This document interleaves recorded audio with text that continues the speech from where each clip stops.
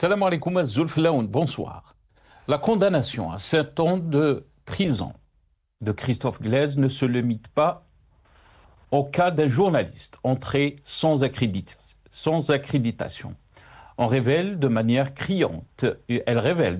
criante une justice susceptible d'être instrumentalisée pour servir des objectifs politiques et symboliques. Transformer un reporter venu couvrir le football en menace nationale illustre la tendance inquiétante à confondre sécurité de l'État et contrôle de la parole publique.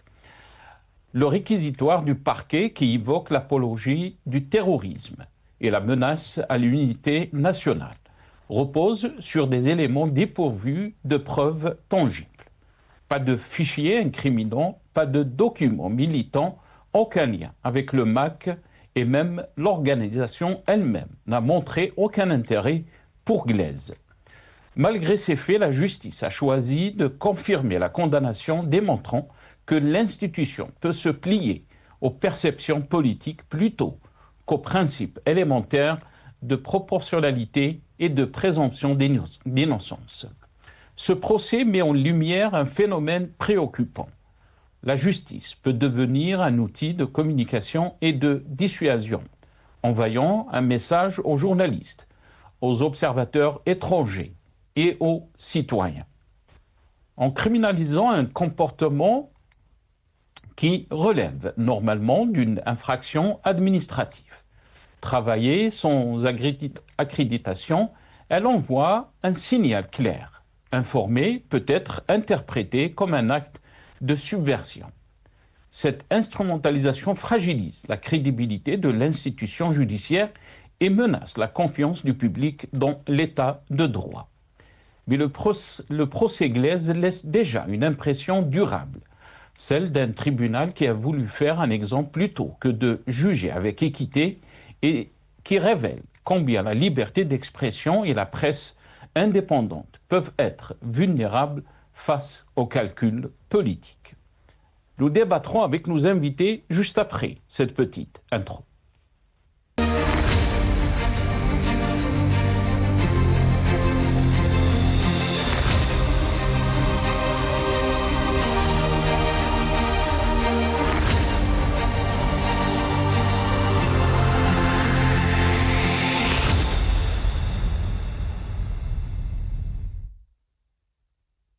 Algérie, Christophe Glaise, condamné à 7 ans, que lui reproche-t-on? C'est le titre de notre émission pour ce soir. Et pour en parler, j'ai le plaisir d'accueillir dans cette émission Liège Bailey, qui est ingénieur économiste, mais aussi militant politique. Il est avec nous depuis Paris, via Skype.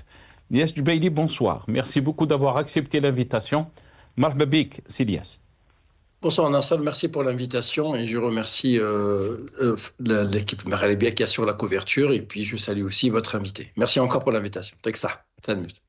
Merci beaucoup Lias d'avoir accepté l'invitation. On a aussi le plaisir d'avoir avec nous ce soir Mohamed Damzian Rahmoun qui est représentant de Riposte International basé donc à Londres. Riposte International est une organisation donc, qui défend les droits de l'homme et les libertés, bien sûr. Mohamed Damzian Rahman, bonsoir. Merci beaucoup d'avoir accepté l'invitation. Bonsoir, cher Nassar. Je salue chaleureusement aussi Lies et bonsoir à tous ceux qui nous suivent ce soir. Un grand bonsoir aussi à la régie. Merci beaucoup, Mohamed Damzian Rahman, d'avoir accepté l'invitation.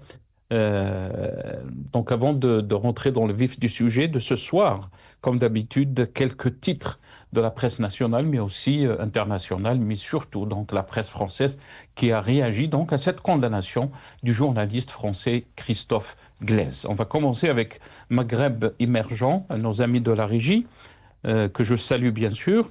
Maghreb émergent, Algérie, l'appel de Christophe Glaise rejeté. 7 ans de prison ferme confirmé, donc a titré Maghreb émergent. Le matin d'Algérie. Le matin d'Algérie s'est posé la question qui est très importante, quel est l'impact de la condamnation de Christophe Glaise sur les relations algéro-françaises? Point d'interrogation. TV5 Monde Info, Christophe Glaise condamné donc en Algérie, ses parents dénoncent un jugement violent. Emmanuel Macron exprime sa profonde inquiétude. Ouest France, journal français, tous les acteurs du football professionnel se tiennent unis. La LFP, donc la Ligue de football professionnel, appelle à la libération de Christophe Glaise. Dans un communiqué, la Ligue de football professionnel a appelé à la libération prochaine du journaliste français, donc Christophe Glaise, condamné en appel à 7 ans de prison en Algérie pour apologie du terrorisme et œuvre de propagande. Donc, il faut rappeler que Christophe Glaise était journaliste sportif. Le Figaro, condamnation de Christophe Glaise en Algérie, profonde inquiétude d'Emmanuel Macron qui promet d'agir pour sa libération. Donc, peut-on lire dans le journal Libération. RSF, Reporters sans frontières,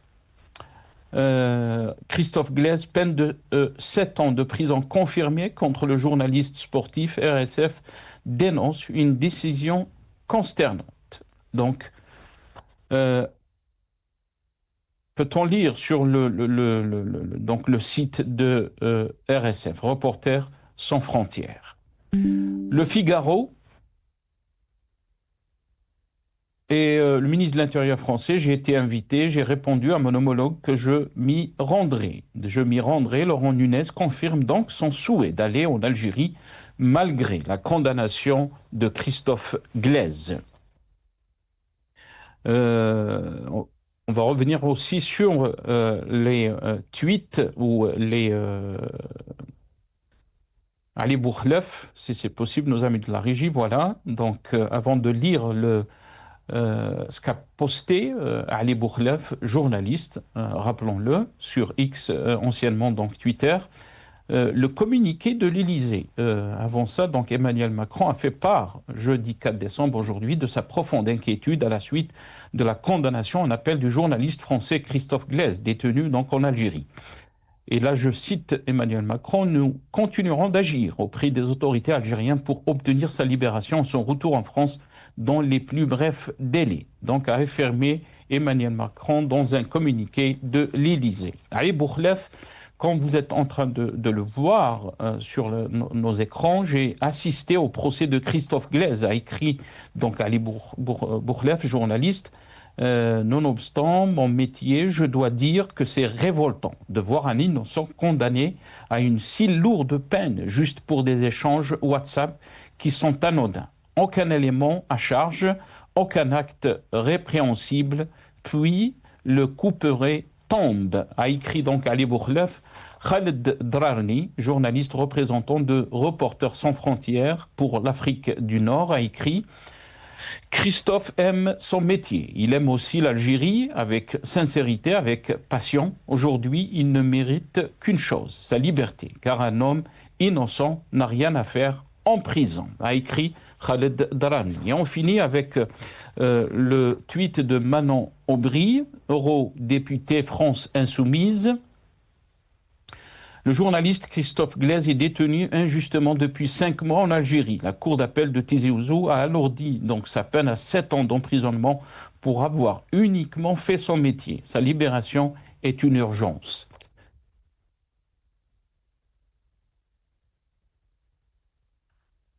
Et voilà, donc avant de commencer avec nos invités, la réaction juste dans cette petite vidéo après la condamnation du journaliste français Christophe Glaise.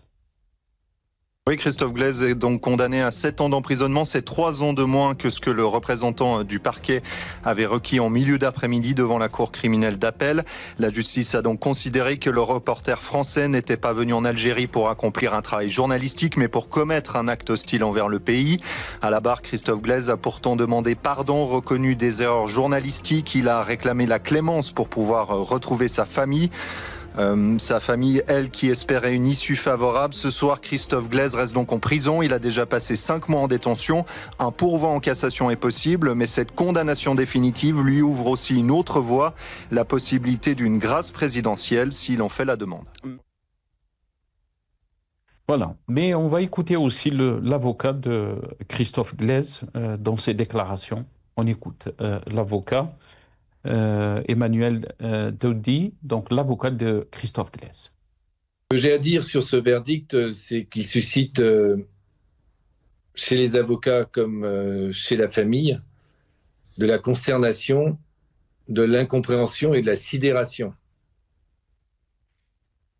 Dans le déroulement de cette audience, dans l'analyse des faits et des charges par le président, plus on avançait, plus on s'apercevait que le dossier était vide.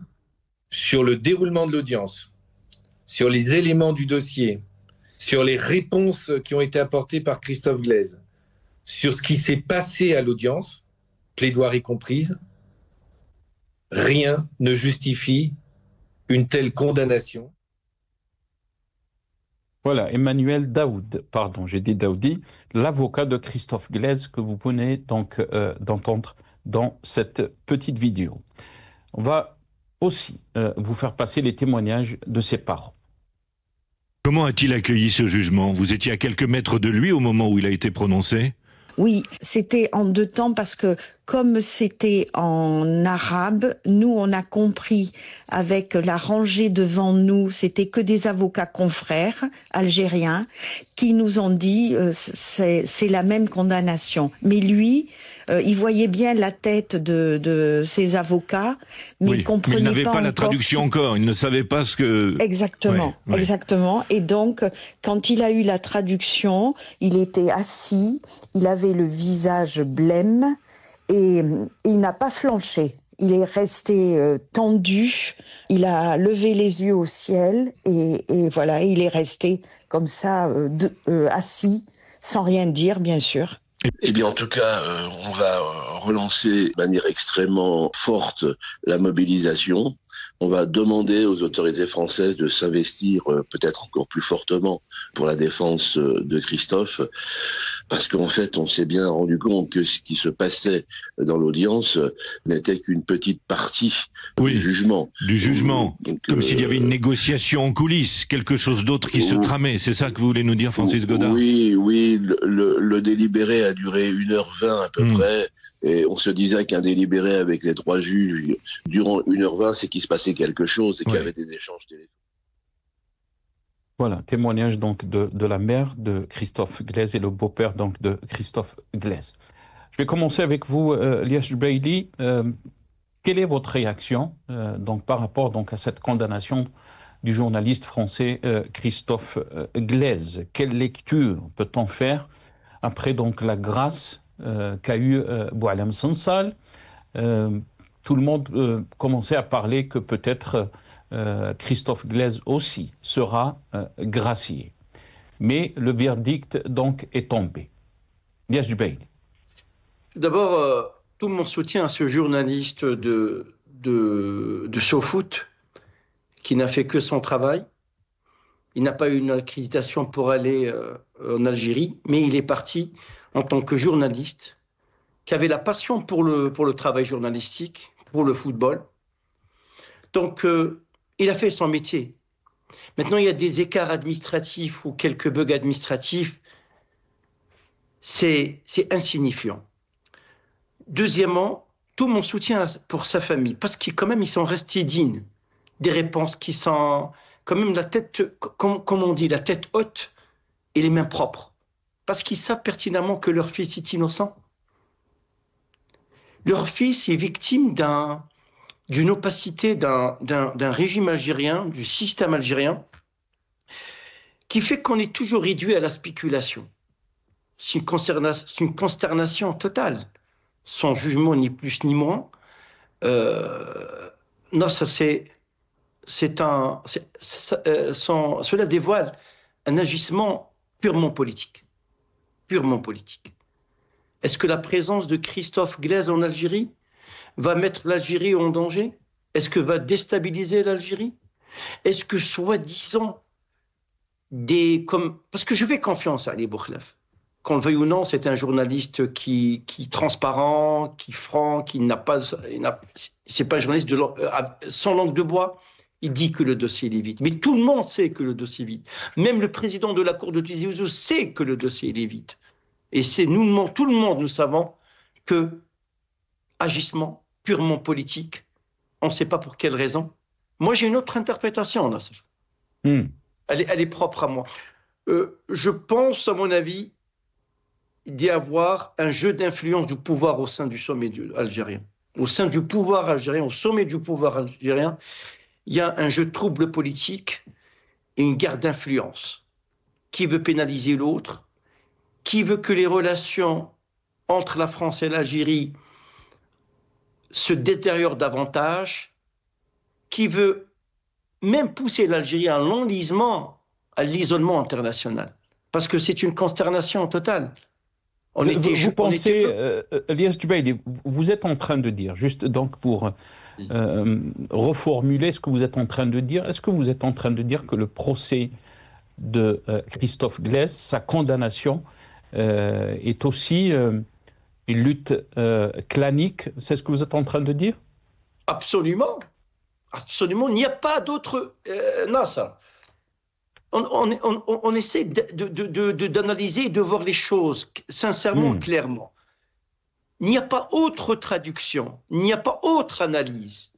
Toute analyse, c'est de la littérature, rien à voir circuler. Ça veut dire qu'il n'y a pas de logique devant cette condamnation. C'est ce que vous êtes en train de dire. J'en suis sûr, même que le tribunal de Tizi Ouzou, même le président de la Cour, même la procureure, eux aussi, ils sont contraints à livrer ce verdict. Parce que la justice, on manipule la justice en Algérie, elle est manipulable. Et qui manipule? Ce sont les services claniques, ce sont les clans, les pouvoirs claniques en Algérie qui instrumentalisent et qui manipulent la justice algérienne et les procureurs algériens et les présidents de cour algériens. Moi, même, si vous permettez, même j'ai des circonstances atténuantes pour le président, parce que là, il est entre le marteau et l'enclume. On lui dicte ce qu'il faut faire. Il sait pertinemment, parce qu'au fond de lui-même, qu'il est en train de rendre un verdict au nom du peuple algérien. C'est ça, la justice, toujours, elle est rendue au nom du peuple, au nom de la souveraineté du peuple. Elle est injuste. Elle est injuste, elle est illégale. Elle condamne lourdement un journaliste qui est innocent, qui n'a fait que son travail et qui n'a rien à voir de la politique en Algérie, le problème du MAC, le problème de ceci, le problème de cela. Il est parti faire son métier, sa passion. Donc, c'est les jeux troubles des services du pouvoir clanique en Algérie qui ont donné le verdict. La signature de ce verdict, 7 ans de prison ferme à l'encontre de Christophe Glaise, le journaliste de SoFoot, est une signature émanant de la lutte d'influence des clans au sommet de l'État algérien. Très bien, restez avec nous, Elias Jubaili. Mohamed Mziane Rahmoun, qu'est-ce que vous en pensez? C'est intéressant ce que dit Elias Jubaili. Mais aussi le réquisitoire, quand on essaie de comprendre de quoi est accusé Christophe Glaise, ce journaliste français. Il est accusé de l'apologie du terrorisme, menace à l'unité nationale. Qu'est-ce que vous en pensez, Mohamed Mziane Rahmoun? Je sais que vous êtes représentant donc, de Riposte Internationale, qui est une organisation qui défend les libertés, les droits de l'homme. Votre réaction? En nom de Riposte, nous apportons toute notre solidarité complète à M. Glaise, à sa famille, à sa copine même, tout simplement. Et nous sommes sidérés par ce jugement qui ne reflète en rien, d'après tout ce que nous avons lu et les informations que nous avons. Et bien sûr, les témoignages déjà du journal de ses avocats, Maître Daoud, Emmanuel Daoud, ainsi que Maître Bakouri, en se référant aussi à certains articles et même à la modestie, à la grandeur du journaliste qui reconnaît, il a fait son mea culpa même, ce qui reflète de l'état d'esprit, de la modestie et je dirais du courage de l'homme, parce qu'il s'est rendu en Algérie avec un visa touristique, il a exercé sa profession, mais n'empêche que malgré ceci, il a tout simplement dit que je me suis trompé, il a demandé donc des excuses, mais on dirait qu'il n'a pas été écouté, c'est sûr. D'autant plus que quand vous avez montré le passage où son père et sa mère parlaient, à un moment donné, son père a dit, j'ai pris note, et il y avait des échanges téléphoniques. Donc pour lui, le fait qu'ils ont pris beaucoup de temps pour délibérer, peut-être qu'il y avait quelque chose. Donc déjà, cette notion de justice du téléphone est devenue non pas seulement une notion algérienne, maintenant c'est tout le monde qui sait que la justice algérienne est une justice malheureusement qui fonctionne avec le téléphone. Vous pensez donc, Mohamed, je m'excuse, vous pensez que cette condamnation du journaliste français est encore une fois ternie, si on peut dire, l'image de notre pays? On a vu bien sûr avec la situation de Boualem Sansal et tout ce qui en suit. Est-ce que vous pensez qu'on est dans cette continuation, Mohamed Damziana? Vous savez, c'est sûr que la justice algérienne est ternie, pas aujourd'hui. La justice algérienne n'est pas une justice indépendante.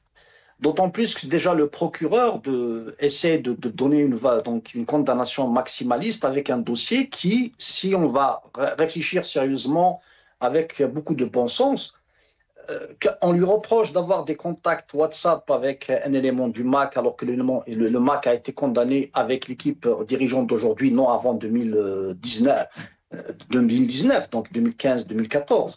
Deuxièmement, s'il fait une enquête sur le joueur Ebossi, normalement, ce sont des journalistes algériens qui devaient faire des enquêtes, des investigations. Donc, c'est un métier. Il s'agit de deux mondes qui sont en train de s'affronter. Deux façons de voir le monde. Une façon qui essaie toujours de réfléchir sur ce qui s'est passé, d'essayer d'enlever le flou, etc.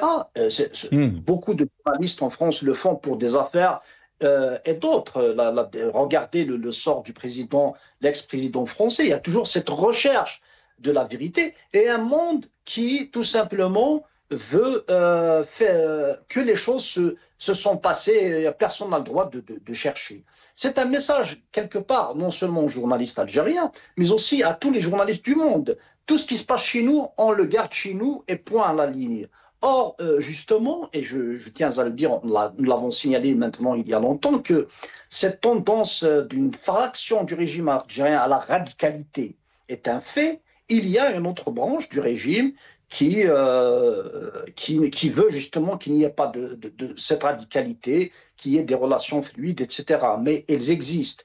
Et malheureusement, ces deux tendances qui existent, et certainement, ils ne peuvent être que dans des luttes. Maintenant, est-ce que, comme je l'ai dit la dernière fois dans votre émission, est-ce que ces luttes vont continuer ainsi? J'espère que non. Au contraire, j'espère que ce sont les personnes qui cherchent à l'apaisement, qui cherchent à ce que l'Algérie parte vers une autre voie parce que la nature, le régime a atteint sa limite politique.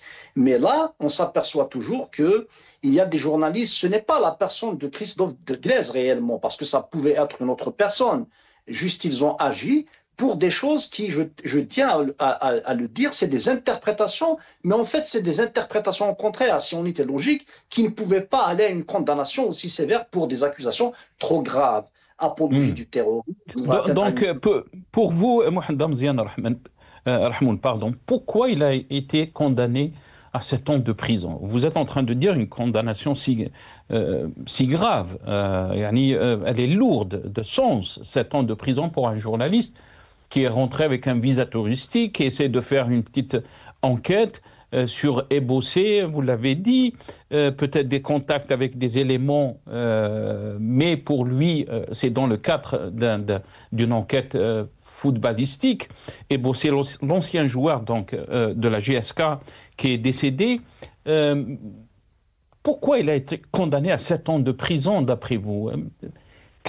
Comment peut-on lire cette condamnation? Est-ce que, par exemple, il parle de lutte clanique, est-ce que vous pensez qu'il y a un clan qui veut faire passer le message à notre clan? On essaie de se positionner, d'essayer donc d'avoir plus d'influence, parce que personne ne peut comprendre ce verdict Mohamed Zena Rahmou. Moi, je dis que la lutte clanique est claire, c'est tout à fait normal. Moi, je rejoins Liès dans ce fait, d'autant plus que j'ai déjà défendu cette notion de lutte clanique, cela fait longtemps, même avec la condamnation de Boualem Sansal. Et bien sûr, regardez encore la grandeur de Glaise. Il est d'une modestie extraordinaire, levant les yeux vers le ciel, c'est comme une prière, il ne comprend pas.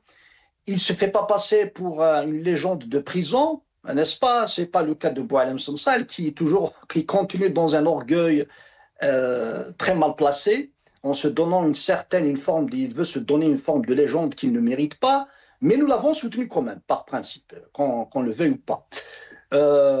Par contre, ce journaliste, au contraire, il a toute l'apparence, et bien évidemment, pour ne pas être condamné. À la limite, ils auraient pu lui faire tel que la loi le stipule. Il n'a pas été accrédité, il va payer une amende, elle peut être très lourde, et ça s'arrête là. Mais parce que c'est survenu dans un contexte, lorsqu'ils ont décidé donc à la première condamnation, ils ont décidé de le condamner sévèrement, c'était dans un contexte rappelez-vous, de cette rehaussée de temps entre les deux, entre l'Algérie et la France, avec Rotailleux qui était ministre de l'Intérieur, avec bien sûr l'Algérie aussi qui avait profité aussi pour un tout petit peu cristalliser, si vous voulez, l'opinion, mais ça n'a pas marché. Mais il y avait cette tendance à la radicalité aussi du régime algérien. Et je dis cette tendance, ce n'est pas tous les éléments du régime, je doute très fort, parce que les conséquences ont été toujours contre les intérêts de l'Algérie, qu'on le veuille ou pas. Et regardez cette affaire qui est en train, parce que j'ai écouté son frère et j'ai été vraiment d'une grande sympathie on va écouter Mohamed Zena Rahmou, on va écouter le frère de Christophe Glaise dans cette petite vidéo. Extrêmement sous le choc. C'est la définition un peu de l'abattement, parce qu'on ne s'attendait pas du tout à ça. L'espoir est vraiment retombé, et je pense à mon frère, à ma mère, à mon beau-père et à sa copine qui ont dû la prendre sur l'instant, et j'imagine mon frère dans les prisons algériennes pendant 7 ans, et c'est vrai que c'est pas simple, et donc on va continuer le combat pour qu'il y ait une issue favorable possible.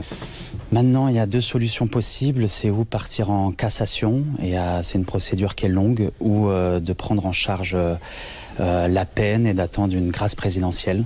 Donc on va se réunir avec Reporters sans frontières, on va appeler ma mère, tout le monde, pour savoir quelle serait la solution. Voilà, donc le frère de Christophe Glaise, mais aussi Boualem Sansal, qui a réagi à la condamnation du journaliste français. On l'écoute. J'étais à la fois effondré et à la fois heureux. Effondré et heureux? Oui, et effondré parce qu'on n'avait pas besoin, l'État algérien n'avait pas besoin de poursuivre dans cet acharnement. Il aurait pu le condamner à 6 mois de prison. Et il sortirait aujourd'hui même. Puisqu'il avait fait ces 6 mois, donc il serait sorti à l'issue. Voilà. Donc il y a quand même une volonté, un acharnement contre ceux qui seront supposés être, qui complotent contre l'État algérien, etc. Et voilà, mais ça ne me surprend pas. Ça m'a beaucoup touché, mais ça ne me surprend pas. Donc effondré d'abord, mais pourquoi heureux? Ça y est, il va sortir. Il va sortir dans 1 semaine, 2 semaines, il va être gracié. Vous voulez dire que, en fait, là, c'était un processus normal pour sortir de la justice, et maintenant, c'est le président qui va pouvoir le gracier, c'est ça? Maintenant, le gouvernement a tous les instruments. Il peut le gracier, il peut faire ce qu'il veut. Mais quand le dossier est aux mains de la justice, il y a des procès. Yes, Jbaili, on a entendu bien sûr le frère de Christophe Glaise, mais aussi la réaction de Boualem Sansal qui parle de grâce donc pour Christophe Glaise. Quel est votre sentiment, réaction par rapport à ces déclarations? Tout d'abord, en fait, il faut une toute causalité, effet, corrélation. Donc, on essaie de remonter pour analyser, parce que tout semblait entre l'Algérie et la France qui étaient engagés sur la voie du dégel, avec l'arrivée probable du ministre de l'Intérieur Nunez et quand même la libération de Boualem Sansal qui était un dossier lourd et qui ont eu l'occasion, on leur a donné l'occasion au pouvoir algérien une porte de sortie pour libérer Boualem Sansal, pour essayer un petit peu, je veux dire, de reprendre, si j'ose dire, un peu le pèlerin de la diplomatie internationale. Là, on replonge encore davantage. Est-ce qu'il y a maintenant, certes, il y a une lutte d'influence au sein du pouvoir. Il y a un clan ou des personnes au sein du pouvoir qui veulent aussi que les relations ne restent comme que les relations se détériorent davantage entre la France et l'Algérie. Et sachant au fond finalement, parce que regardez Boualem Sansal, quand même, le monsieur, il analyse bien, il a certaines analyses, parce qu'il faut dire, c'est un polytechnicien. Je suis désolé, je le dis, quand on est polytechnicien, on a cette culture de la réflexion, même si on n'a pas fait de politique. Il dit quoi? Et aussi, il faut le lire par rapport à son frère, le frère de Christophe Glaise.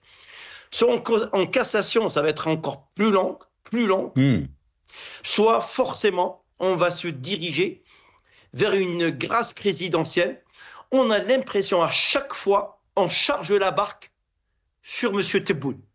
C'est-à-dire soit un clan qui dirige l'Algérie et qui veut faire donner des coups très durs à Tebboune, je veux dire de le décrédibiliser surtout sur le plan international, parce que forcément... Cette condamnation est contre Tebboune, c'est ce que vous êtes en train de dire. Oui, quelque part, parce que d'après certaines informations, que l'arrestation de Boualem Sansal a échappé, elle émanait pas de M. Tebboune.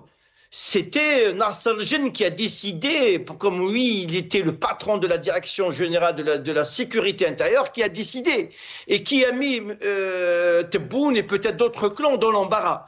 Et du coup, à partir du moment ça devient une affaire d'État, donc il faut la gérer. Donc après, il y a des négociations, il y a des pressions, il y a des décisions dans l'antichambre des décideurs.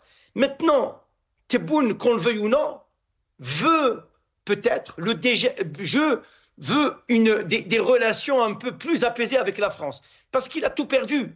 Parce que ces 2 mandats sont marqués par des échecs cuisants. Mettez-vous à sa place. Est-ce qu'il va aussi s'acheminer vers un quiproquo avec les autorités françaises, alors que les autorités françaises ont fait en sorte de déblayer le terrain, de ne pas reconduire Retailleau, d'essayer de mettre un ministre des Affaires intérieures qui a une certaine sympathie pour l'Algérie parce que fils de pied noir et que sa venue a été aussi... Il a été invité par le ministre de l'Intérieur algérien, Saoud. C'est pas lui qui a pris la décision, il faut le dire les choses. Ça veut dire, on lui a dit, écoutez, vous êtes ministre de l'Intérieur, soumettez l'invitation. Donc, en Algérie, on ne peut pas prendre une décision de façon personnelle ou de façon libre. Donc, il y a des luttes, il y a des clans qui décident qui invitent et qui n'invitent pas. Maintenant, on se dirige vers une seule analyse. Il y a un clan qui ne veut plus... qui veut ternir l'image de Tebboune et qui veut plus qu'il gère, ou je ne sais pas, voilà, tout simplement. Ça ne veut pas dire que M. Tebboune n'est pas responsable. Il est responsable quelque part, il est partie prenante. Il fait partie du pouvoir, mais on a l'impression que ces 2 mandats ont mis l'Algérie dans un traquenard impossible, et quand même, on continue à charger la barque et à charger la mule, en essayant aussi de le pointer, parce que c'est pas possible. Parce que même les autorités françaises, tout à l'heure j'ai écouté sur RTL, c'est une consternation totale au sein du pouvoir français. Ils n'arrivent pas à comprendre. C'est la raison pour laquelle que M. Macron, il a décidé qu'il va essayer de faire pression pour que M. Christophe Glaise soit libéré. Pourquoi faire tout ce traquenard? Pourquoi ce verdict, rendre un verdict qui est injuste? En même temps, ça ternit l'image. Deuxièmement, ça détériore les relations franco-algériennes. Troisièmement aussi, ça isole davantage l'Algérie. Et in fine, vous allez lui accorder une grâce présidentielle. Vous savez très bien, aussi bien que moi, Mohamed Amiziane et Nasser, que M. Christophe Glaise ne va pas aller au bout de 7 ans. Et d'ailleurs, ce qu'il vient de dire, que Boualem Sansal, il le dit très justement, parce qu'il a été en prison en Algérie, parce qu'il sait qui l'a arrêté, qui a décidé de l'arrêter, comment sa libération a été décidée. Donc, on va se diriger vers une grâce présidentielle. Et qui va prononcer la grâce présidentielle? Tebboune, il y a double jeu. Soit on veut charger encore Tebboune, soit aussi, peut-être aussi, une autre analyse, on va donner un peu plus de poids à Tebboune, de libérer au nom, parce qu'il est président de l'Algérie, il a cette prérogative d'accorder sa grâce présidentielle à une personne qui n'a rien fait, qui n'est pas terroriste, qui est un simple journaliste, qui aime le football, qui est sa passion, qui aime l'Algérie, et qui aime aussi les clubs algériens, et qui avait une certaine passion pour le football algérien, peut-être notamment aussi en Kabylie, il faut dire les choses. Mais maintenant, le charger, le mettre en prison, ça, c'est purement politique. C'est un jeu trouble, c'est une opacité totale, c'est une spéculation sans fin. Et qui est le responsable? C'est le pouvoir algérien. Mais j'aimerais revenir, Lies, j'aimerais revenir très rapidement, parce qu'on doit donner aussi la parole Mohamed Amiziane Rahmoun. Quand vous dites, Lies, qu'on veut enfoncer donc Abdelmajid Tebboune, on a vu ces derniers jours et ces derniers temps aussi les déclarations de l'ancien ministre, par exemple. Juste un exemple. Abdelaziz Rahabi, qui avait parlé de la situation, une régression inédite depuis donc l'ouverture pluraliste, depuis l'ouverture politique de 1989, mais aussi il a parlé de la justice. L'usage politique de la justice illustré par les poursuites visant des journalistes comme Saad Bouaqba et Abdelwakil Blam. Il a parlé donc de Saad Bouaqba, Abdelwakil Blam, rappelant qu'aujourd'hui donc c'était le procès de Saad Bouaqba et le procureur donc a demandé 5 ans. محاكمة صحفي سعد بوعقبة وكيل جمهورية لدى محكمة بئر مراد رئيس يلتمس 5 سنوات حبسا ضد بوعقبة وغرامة 100 millions centimes. Donc, est-ce qu'on est dans cette logique dont vous avez dit qu'on veut enfoncer Tebboune, ses sorties, ses condamnations, très rapidement, Lies Jubail? Rapidement, rapidement pour laisser la parole à mon ami Mohamed, mais juste pour dire, Rahabi, il a été mandaté. Rahabi, peut-être il a le temps libre, mais Rahabi, quand le communiqué ou le texte de Rahabi, il parle quasiment que ça s'apparence, ça s'assimile que le responsable de la situation catastrophique de l'Algérie, c'est Tebboune. Tebboune, c'est lui qui a mis, c'est lui qui, sous son mandat le plus répressif depuis 62, le plus terne depuis 62, le plus catastrophique, alarmant, celui depuis 62. Donc, même les services secrets savent que c'est Tebboune. Maintenant, comment mettre fin à sa présidence? Maintenant, est-ce qu'il va finir son deuxième mandat? Il va le finir, mais comment finir un deuxième mandat, alors que l'Algérie, elle s'enfonce davantage, sur tous les plans. Donc, la sortie de Rahabi, qu'on le veuille ou non, Nasser, elle n'est pas fortuite. Il a été mandaté. Il n'est pas sorti tout seul comme ça, parce que d'ailleurs, il n'y avait pas de réponse. Rahabi, généralement, il n'y avait pas de réponse. Il n'a pas été convoqué. Oui, tout à fait. Mais Louisa Hennoun aussi, Lies Jubaili. On a vu la rencontre de Louisa Hennoun, elle qui a fait juste après la rencontre avec le chef de l'État, Abdelmajid Tebboune, une conférence de presse. Elle a annoncé que Abdelmajid Tebboune s'est exprimé, donc il lui a dit qu'il voulait donc qu'il y ait une grâce des détenus d'opinion, alors que quand on voit ces condamnations, on se pose la question, qu'est-ce qui se passe au sommet de l'État? Restez avec nous, Elias Jubaili. D'abord, ce communiqué, bien sûr, la réaction du président français Emmanuel Macron, le communiqué de l'Élysée, sorti donc aujourd'hui après la condamnation de Christophe Glaise. Donc, profonde inquiétude à la suite de la condamnation. On appelle du journaliste français Christophe Glaise, détenu donc en Algérie. Nous continuerons d'agir, a dit Emmanuel Macron auprès des autorités algériennes pour obtenir sa libération et son retour en France dans les plus brefs délais. Donc, a affirmé Emmanuel Macron, mais aussi les déclarations du ministre de l'Intérieur français, Nunez, dans cette petite vidéo. Ce qui va être déterminant, c'est les discussions techniques qui ont lieu en ce moment, qui préparent mon éventuelle visite évidemment en Algérie. J'ai été invité, j'ai répondu à mon homologue que je m'y rendrai. Donc nous sommes dans le cadre de discussions techniques. Pour ce qui me concerne, c'est surtout sur la partie sécuritaire, donc et migratoire. Est-ce que ce déplacement pourrait être retardé ? Le déplacement, il aura lieu le moment venu, quand nous aurons engagé ces premières discussions techniques, mais peut-être un peu plus tard que prévu. Peut-être un peu plus tard que prévu, mais en tout cas, la situation de Christophe Glaise sera évidemment, et comptée sur le gouvernement de la France, le ministre de l'Europe et des Affaires étrangères, et aussi à mon niveau sur le ministre de l'Intérieur, pour peser de tout notre poids pour obtenir sa libération. Mohamed Ziad Rahmoun, le ministre de l'Intérieur français, Laurent Nunez, donc, confirme son souhait d'aller en Algérie. Malgré la condamnation donc, de Christophe Glaise, il a déclaré « J'ai été invité, j'ai répondu à mon homologue que je m'y rendrai ». Votre réaction?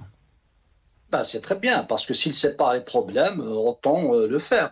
C'est tout à fait intelligent, c'est bien. C'est comme ça, parce qu'il y a beaucoup d'intérêts, chose que j'ai signalée il y a très loin dans le temps, que j'ai parlé déjà de l'intérêt sécuritaire au niveau du Mali, qui peut lier les deux pays. Et bien sûr d'autres dossiers. Toutefois, pour ce qui est de... Je me souviens à un moment donné, quand Boualem Sansal a été emprisonné, j'ai dit que le régime, pour peut-être sauver la face, il doit sacrifier des éléments. Pourquoi je l'ai dit? Parce que n'oublions pas qu'Abdelmajid Tebboune, il a lui-même condamné Boualem Sansal publiquement, en annonçant qu'il était pratiquement un bâtard. Un imposteur. Un imposteur, et n'oublions pas que c'est il a enfreint la Déclaration universelle des droits de l'homme, la charte universelle, alors que l'Algérie siège aux Nations Unies. Donc, je ne pense pas qu'on peut le soustraire à la situation actuelle. Il y est responsable aussi. Bien sûr, il y a des luttes de clans, c'est compliqué. L'État profond, ce n'est plus l'État à un moment donné où il y avait un renseignement fort qu'on appelait l'État profond ou l'État DRS, etc. Il y a une reconfiguration complètement différente. Les choses maintenant sont floues, mais ce qui est sûr et certain, c'est qu'il y a une aile radicale dans le régime algérien qui n'aspire pas à une Algérie, à ce qu'il soit démocratique, ouverte, etc. C'est pour ça que j'ai dit tout à l'heure, il y a confrontation de deux mondes. Entre un monde qui accepte la critique, etc., qui veut parce que j'ai dit que l'affaire de Glaise, vraiment, c'est une affaire anodine qui ne veut rien dire réellement, mais n'empêche qu'ils veulent un tout petit peu. Donc, il y a cette aile qui veut d'une Algérie fermée, etc. Et c'est pour ça qu'il y a un danger aussi sur l'Algérie. Et c'est pas terminé, parce que en écoutant son frère, d'ailleurs, lui-même, il parle de la complexité. Il a compris que la chose dépassait l'affaire en elle-même. Et il a avancé même qu'il y a 3 clubs déjà de football qui veulent le soutenir, qui l'ont soutenu, Rennes, Montpellier et Nantes. Et peut-être bientôt Marseille. Et si c'est Marseille, ça veut dire vraiment c'est un élément important. Et si ça va donner un autre effet, donc ça va devenir une autre affaire qui va entacher la crédibilité de l'Algérie. Et c'est pour ça qu'il est très urgent même de renoncer à cette radicalité. J'ai parlé la dernière fois d'un des éléments de la radicalité, parce que peut-être il faut faire plusieurs émissions pour faire comprendre à l'opinion et peut-être apporter un brin de contradiction dans le débat contradictoire. C'est qu'une aile de cette radicalité, c'est une alliance avec des islamistes qui voient dans une Algérie un projet de société purement à l'image de ceux qu'ils sont en train de considérer comme étant un paradigme. Or, ceci, si on va analyser l'histoire de notre pays à travers des siècles, nous savons cette tendance, elle va nous mener où? Et bien sûr, certains parmi eux déjà rêvent de Turquie, comme je l'ai dit déjà, et certains rêvent du Moyen-Orient. Ce n'est qu'un élément, parce qu'aussi, il y a d'autres éléments qui, malgré qu'ils se disent nationalistes, mais nous les avons vus, ils ne se sont jamais complètement, disons, ils n'ont jamais réclamé ou fait quelque chose quand les Bouteflika étaient en train de ruiner l'Algérie. Donc c'est un faux nationalisme, c'est juste des intérêts, c'est ce qu'on peut appeler en termes modernes, c'est une forme de bourgeoisie qui tire profit de l'Algérie comme une vache laitière, il la suce et il la suce. Et au jour d'aujourd'hui, nous sommes arrivés à un moment très important de l'histoire même de l'Algérie. Très bien. Est-ce que nous allons sortir... Allez-y, continuez, Mohamed. Pardon. Est-ce que nous allons sortir et aller vers réellement une Algérie nouvelle et vers un état de droit, parce que l'état de droit est remis en cause?